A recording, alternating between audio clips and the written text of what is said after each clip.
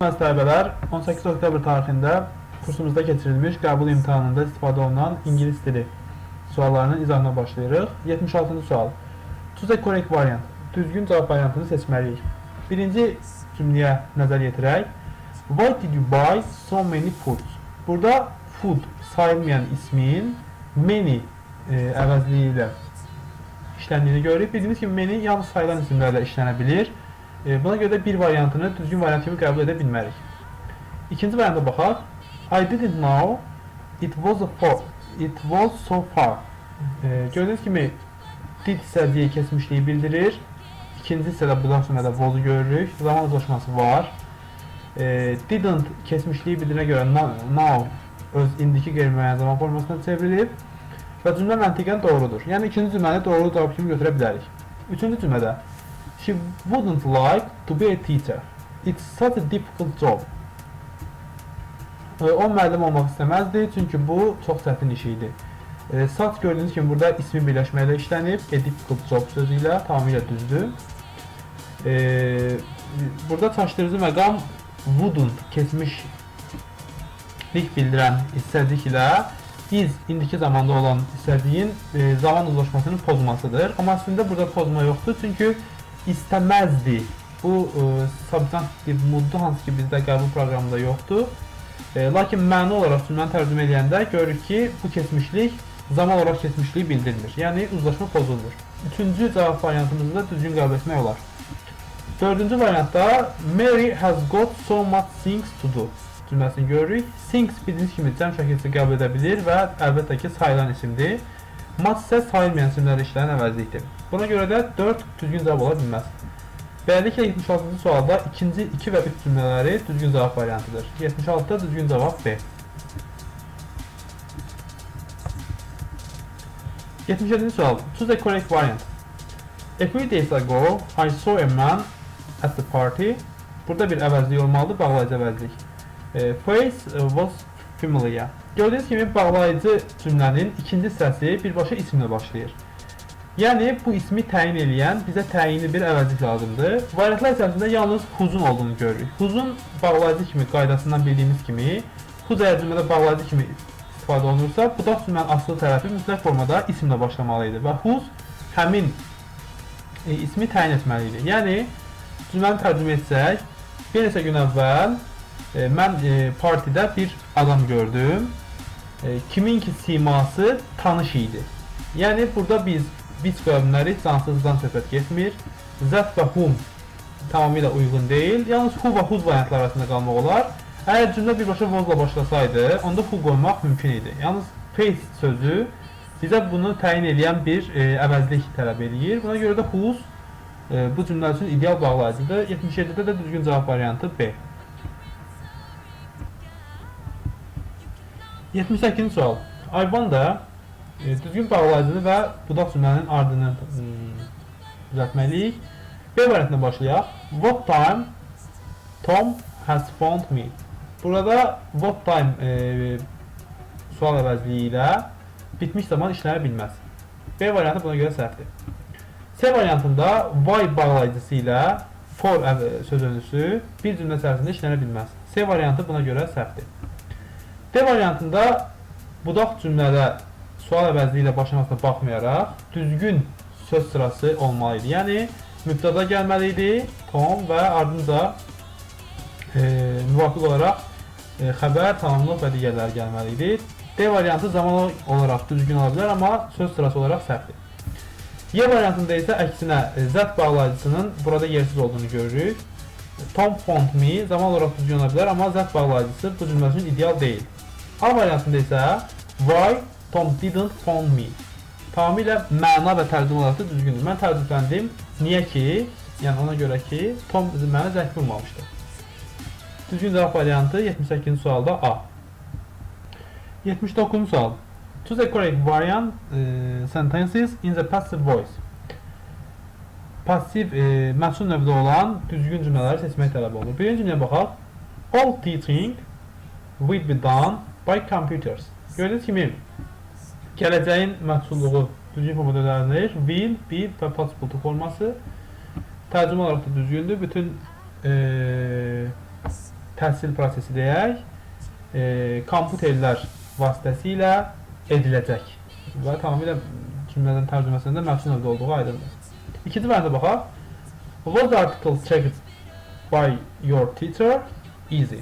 Bu cümlənin sonunda easy sifəti olmasaydı, cümlə tamamilə bu hissəyə qədər tamamilə məfhum növə uyğun cümlə idi. Yalnız easy ifadəsinin sonunda işlənməyi bizə checked'ın cümlədə təyin vəzifəsində olmağını və was-un easy ilə işləndiyini göstərir. Yəni, yoxlanılmış artikellar, məqalələr, müəllim tərəfindən yoxlanmış məqalələr sadə idi. Yəni, burada məhsulluğu məhv edən bizdə easy sifətinin işlənməyidir. Əgər sonda easy olmasaydı, cümlə məhsulunda düzgün sayıla bilərdi. İki variantı səhvdir. Üçüncü varianta baxaq. Has the new school been built here? İndiki bitmiş zamanın məhsul formasıdır. To be'nin forması has have. Been possible to. Tamamilə düzgün formada qurulmuş məhsul növüdür. 1 və 3 cümlələri düzgün cavabdır. 4-də səhv nədir? I was exhausted. Exhausted feili to be ifadəsi ilə işlənir. Yəni bunun to be üstəgəl id feil olması sizi çaşdırmasın. Bu cümlədə heç bir məhsulluq yoxdur. Beləliklə 79-da düzgün cavab variantları 1 və 3 C variantı. Choose a correct negative sentence. 80-ci sual. Düzgün inkar cümləsini seçməliyik. A variantına baxaq. You can't rely on him no more. Bildiyiniz kimi ingilisindəki qrammatik qaydaya görə bir cümlədə iki inkar ola bilməz. Biz də bu cümlədə not və no inkar istədiklərini görürük. A variantı buna görə səhvdir. C variantına baxaq. We saw only Mary at the party. We didn't see somebody else. İnkar olan cümlədə qeyd-müəyyən əvəzlik kimi anybody yaxud anyone-ın işlənməyi daha məqsada uyğundur. Somebody inkar cümlələrdə adətən işlənmir. C variantı buna görə qrammatik səhvdir. D variantında əgər diqqətlə baxsaq, both and ifadəsi həm də kimi tərcümə olunur və heç bir inkarlıq yoxdur. Cümlədə digər bir inkar sədriyi də görə bilməzsiniz. Yalnız Nigel-dən başqa. Bəs Nigel niyə səhvdir? Nigel olan ifadələr, daha doğrusu both olan ifadələr sonda Nigel ilə işləndikdə düzgün inkar mənanı ifadə etmir. D variantı buna görə düzgün inkar cümləsi ola bilməz. Y variantında isə bitmiş zamanda olan cümlədə she hasn't committed a crime as well. Cümlədə inkar istədiyinin həzə artıldığını görürük və cümlə bitmiş zamandadır. Bildiyimiz kimi cümlədə əgər inkar istədiyi varsa as well əvəzliyi ilə işlənməsi düzgün deyil. B variantına diqqət edildikdə isə the traffic to the airport was so bad that we could hardly catch the plane. Bu cümlədə cümləyə inkarlıq verən hardly hissəciyidir və düzgün inkar cümləmiz də B variantındakı cümlədir.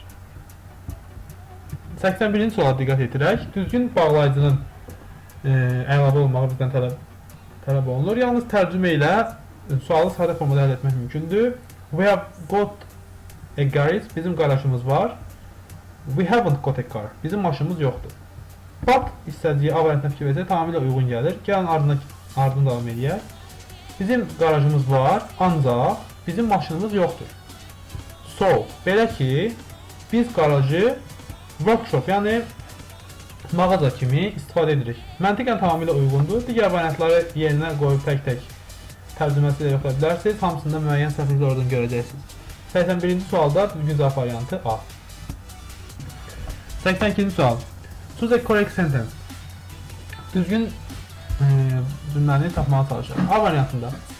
The man told to his wife.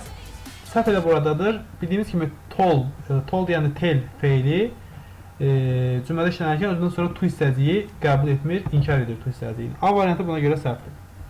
B variantında məhsul, daha doğrusu modal feilin istifadə olunduğunu görürük. Have able to, can'in sinonimdən istifadə olunur. Lakin bildiyimiz kimi able to ifadəsinin qarşısında am is a, to be'nin am is a formasından istifadə olunurdu. Have, has, had formasından istifadə olunmurdu. Have olan forma have to, have got to ifadələri idi. B variantı buna görə səhvdir. C variantında A variantındakına oxşar səhvi görürük. Ask feili də eyni ilə tell feili kimi özündən sonra to hissəciyi qəbul etməyən fe'lərdəndir. Buna görə C variantı da səhvdir. Y variantında we had gone to the movies last night. Cümlə məna olaraq doğru görsənsə də last night zaman əvəzliyinin keçmiş qeyri-müəyyən zamanın əlaməti olduğunu bilirik. Bizim cümlədə isə keçmiş bitmiş zamandan istifadə olunub. Y variantı da buna görə səhvdir. D variantına baxaq. The smell which comes from that room is very bad. Qoxu hansı ki bu evdən gəlir, çox pisdir. Tamamilə məna olaraq düzgün cümlədir. 82-ci sual düzgün cavab variantı D. 83-cü sual. Choose a correct tense form. Düzgün zaman formasını seçək.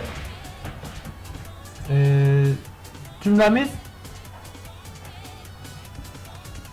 gördüyünüz kimi cansız isimlə başlayır. Bu isə bizə cümlənin zaman formasının məchul növdə veriləcəyini işarədir. Variantlarda B, C və D variantının B və C variantında məlum növdə olan ilk tərəfin məlum növdə olduğunu görürük. Buna görə B və C variantını çıxar. Bizdə qalır A, D və Y variantı. A variantında tomatos cəmdə olan ismin vozla verildiyini görürük. Bu isə ola bilməz. D variantı buna görə səhvdir. Bizdə qalır A və Y variantı. Y variantında tomatoes have been picked when they are ripe. Cümlə tərcümə olaraq düzgün mənanı daşımır. Belə ki, cümlədə bitmiş zamanı ifadə edən heç bir əlamətin olmadığını görürük. Yalnız A variantında the tomatoes were picked when they were ripe. A variantı məna və zaman olaraq tamamilə uyğun cümlədir. Düzgün cavab variantı 83-də A. 84-cü sual. Choose a correct variant interrogative sentence. Sual cümləsi hansı ki düzgündür, biz seçməliyik. A variantına baxaq. Why did punish? Gördüyünüz kimi cümlə mübtədası cümlənin xəbər formasının arasında deyil, ondan sonra gəlir. Bu isə düzgün sual cümləsində düzgün söz ardıcılığı deyil. B variantında she had to tell the story hadn't she ifadəsini görürük. Burada isə düzgün sual cümləsi olması hadn't she'dən bəlli olur. Niyə? Çünki bu ifadədə diddən istifadə olmalıdır əgər sonda quyruq sual verilirsə. Bu cümlədə had cümlənin əsas xəbəri deyil. Əsas fe'l deyil cümlədə. C variantında did Tom any books from the library? Did fe'linin hissəciyinin əvvələ keçirdiyini görürük, amma onun əsas fe'lini cümlənin sonunda görmürük. Yalnız did ilə isə sual vermək mümkün deyil. Buna görə C variantı da səhvdir.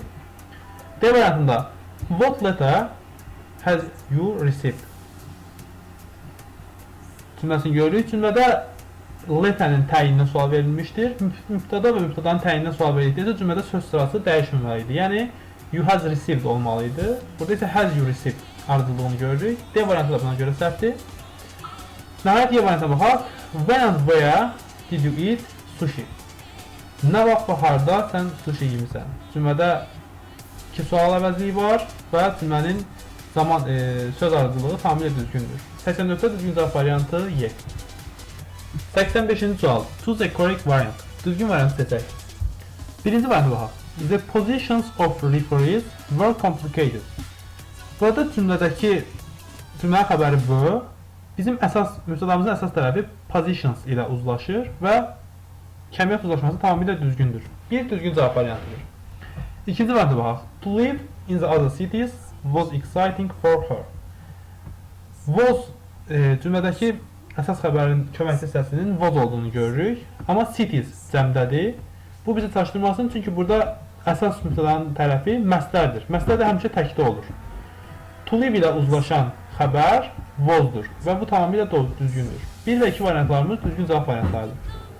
3-ə baxaq. Neither Bill nor his friends was able to win the race. Neither nor ifadəsində cümlənin xəbəri özünə yaxın mübtəda ilə uzlaşmalıydı. His friends isə cəmdədir. Buna görə were able to daha məqsədə uyğun olardı. 3-də isə bunu görmürük. 3 cavab variantı səhvdir. 4-də səhv nədədir? There has been a few changes in the exam results. Ümumən düzgün görünsə də, burada has been deyil də, there is yaxud there are a few changes, daha doğrusu a few changes cəmdə olduğuna görə there are a few changes in the exam results olsa daha məqsədə uyğun idi. Əgər yenə də biz bitmişlə vermək istəyiriksə, has been yox, have been ifadəsindən istifadə etməliydik. Beləliklə 85-ci sualda 3 və 4 variantları səhvdir. Düzgün cavab variantı A, 1 və 2. 86-cı sual. Choose a sentence logically correct. Məntiqi cəhətdən düzgün olan cümləni tapaq. Bunun üçün cümlələri mütləq formada düzgün tərcümə etməliyik. Qulaq cümlənin ilk hissəsində deyilir. The last game had to be cancelled. Oyun iptal olunmalıydı, yəni ləğv olunmalıydı. Ona görə ki, görək hansı cümlə düzgün gəlir. All of players are late. Bütün oyuncular gecikmişdir. Məna olaraq düzgün ola bilər, amma zaman uzlaşmasına görə, birinci səhv keçmişdə olduğuna görə were late olsa daha düzgün olardı. A variantı buna görə səhvdir. All of players were in a good health. Bütün idmançıların sağlamlığı yaxşı idi. Bu məntiqi cəhətdən düzgün olmayan cümlədir. C variantında it's going to rain heavily soon.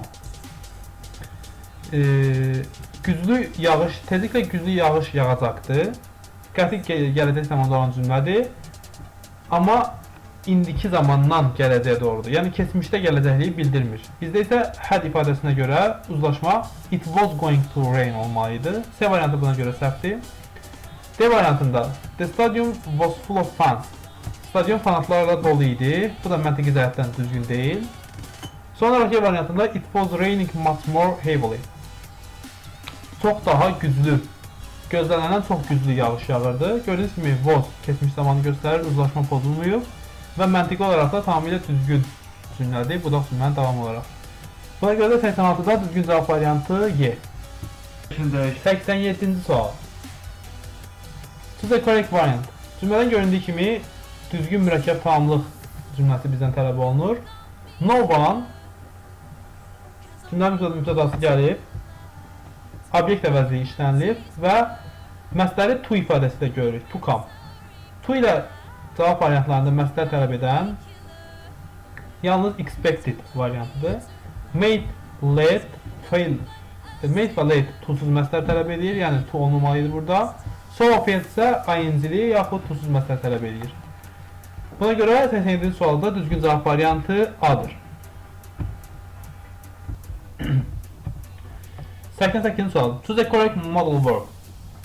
Variantlara baxsaq, burada sadəcə olaraq cümlənin mənasından asılı olmayaraq düzgün strukturda qurulmuş modal feilin sinonimini tapmaq bizdən tələb olunur. Will have əlbəttə ki düzgün ola bilməz. Will be able düzgün ola bilməz. Able'dan sonra to yoxdur və burada bir bitmişlik yoxdur. Bizə isə by February'yə görə bitmiş zaman tələb olunduğu göstərilir. Will have able to da bin ifadəsi yoxdur, bitmişliyi tələb göstərən. Yalnız bizdə C və Y variantları qalır. Will have been able to, yoxsa shall have been able to. Bildiyiniz kimi shall artıq qrammatikaya da istifadə olunmur. Buna baxmayaraq birinci şəxsin tək və cəmində bəzi hallarda istifadə oluna bilər. Bizdə isə broadcast üçüncü şəxsin cəmindədir. Deməli, yalnız will hissəciyi ilə düzgün ifadə qurmaq mümkündür. 87-də düzgün cavab variantı C. 89-cu sual. Düzgün tərcüməni tapmaq tələb olunur.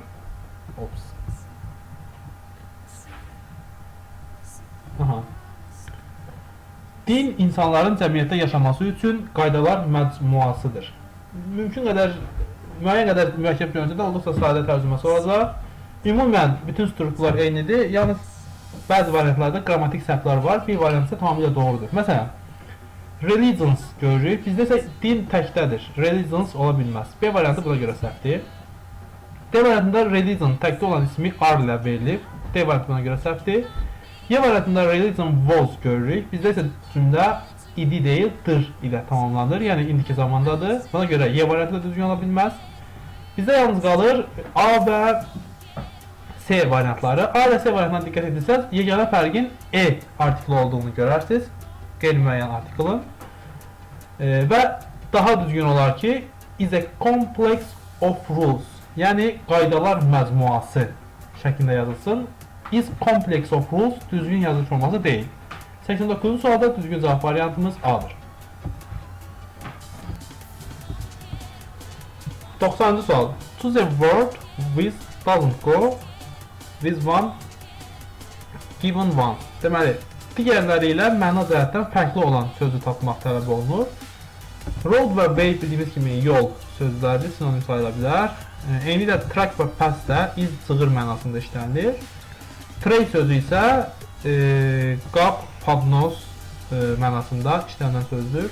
C variantı digər sözlərlə düzgün, yəni eyni qəbildən olmayan sözdür. 90-cı düzgün cavab variantı C. 91-ci sual. Teksti oxumağa ehtiyac duymuram. Yalnız ona aid sualları tekstin müəyyən hissəsindən seçərək cavablandıraq. Birinci sualda fəth sözünün sinonimi bizdən soruşulur. Fəth bildiyiniz kimi kök, qombul mənasındadır. Bu sözdə sinonim olan variantlarda D-ni görürük. Plump. Plump da eyni ilə kök, qombul mənasında istifadə olunur. 91-də düzgün cavab variantı D. 92-ci sualda soruşulur. Why do so many people die from heart disease? Niyə əksər insanlar ürək xəstəliyindən vəfat edir?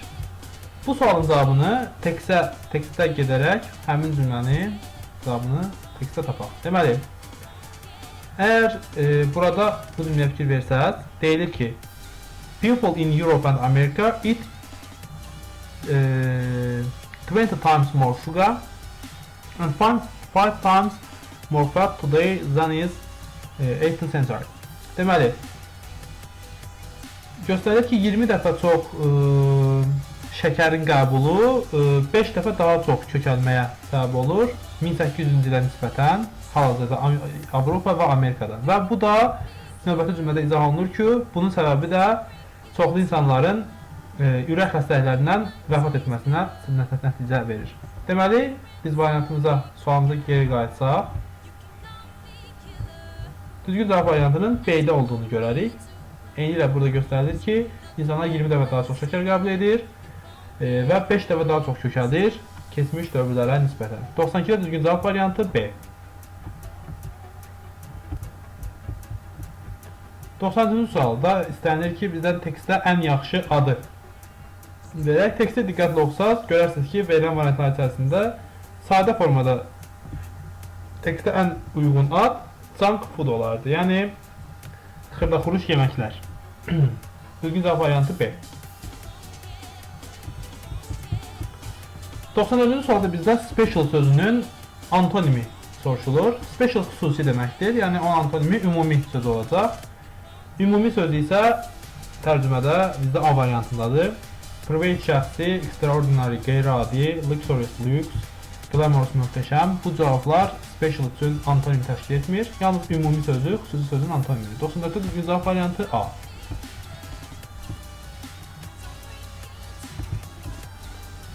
95-ci sualda hormonlar sözünün düzgün izahı bizdən tələb olunur. Əgər D variantına diqqət etsək, heyvanlar, hansı ki, məsələn, donuzlar daha tez, yəni normadan daha tez süni yolla böyütmək mənasındadır. Əgər tekstin içində siz diqqət yetirsəz, həmin sualın izahını bu formada görəcəksiniz, həmin sözün izahını daha doğrusu. 95-də düzgün cavab variantı D olacaq. 96-cı sual. Choose the correct answers. He could hardly answer most of teacher's questions. Deməli, bu cümləyə ayrıcı sual qoşmaq bizdən tələb olunur. Didn't he cümlədə köməkli feilin could olduğunu görürük. Yəni, did ola bilməz. Bir variantı buna görə səhvdir. 2-də could he verilir. Əgər could he verilsəydi, cümləmizdə inkarlıq bildirən hissəcik olmalıydı. Düzdür, hardly olan cümlədə inkar işlənə bilməz, lakin inkar hissəciyin olması bu cümləni inkar formaya gətirmir.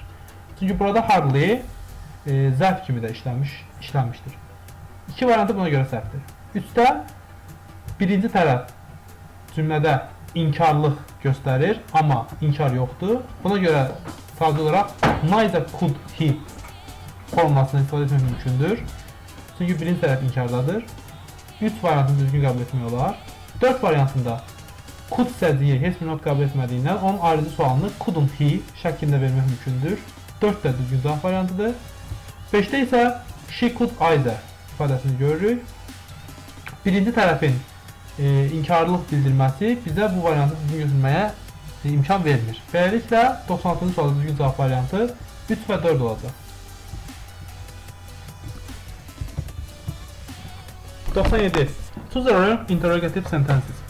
Səhv sual cümlələrini seçməliyik. Birinci var da bax. Did he explain? Elə burada da səhvi görürük. Did hissəciyi əvvələ keçirilir, lakin explain-lə id hissəciyi atılmamışdır. Bir səhv sual variantıdır. İkinci suala baxaq. İkinci varianta baxaq. Were those teachers' methods approved by all?